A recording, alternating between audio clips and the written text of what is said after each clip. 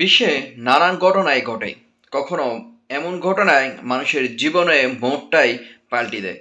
আপনারা কিছুদিন আগে দেখতে পেয়েছেন যে আশ্চর্য হয়েছেন, দেওয়ালের মধ্যে ধূসর কষ্টিপ দিয়ে একটি কলা ব্যানানা লাগিয়ে দেওয়া আছে। এটাও নাকি শিল্পকলা, আর সেটা বিক্রি হয়েছে ৬.২ বিলিয়ন ডলার, যেটা বাংলাদেশের মুদ্রায় ৭৪ কোটি টাকা।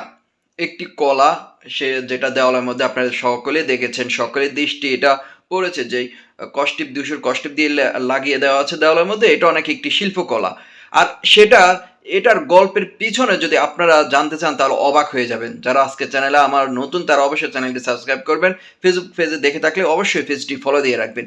তো সেই কলার বিস্তারিত ঘটনা, আমাদের বাংলাদেশি একজন ব্যবসায়ীর নাম হচ্ছে শাহ আলম।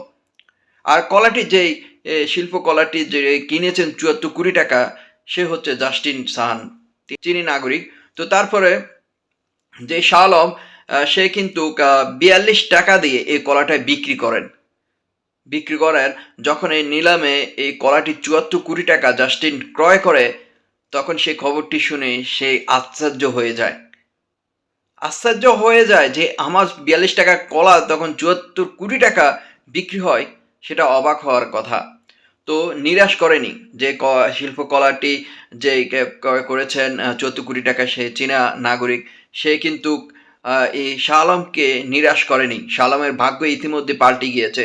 সে বাংলাদেশ থেকে ১,০০,০০০ কলার, শাহ আলমের ব্যবসায় থেকে, শাহ আলমের থেকে ১,০০,০০০ কলার নেওয়ার জন্য প্রতিশ্রুতি দিয়েছেন এবং কি অর্ডার দিয়ে দিয়েছেন অলরেডি।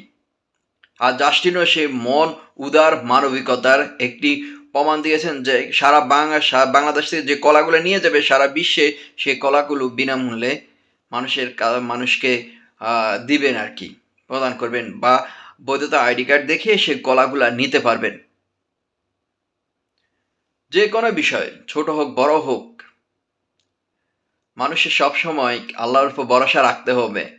যে দেখুন, যে কলাটি ব্যবসায়ী ৪২ টাকা দিয়ে বিক্রি করে শাহ আলম, এখন কিন্তু সেই ১,০০,০০০ টাকা কলার অলরেডি অর্ডার পেয়েছে। সেই কলাটি, শিল্পকলাটি ৭৪ কোটি টাকা বিক্রি হয়েছে। এটাও নাকি একটি শিল্প।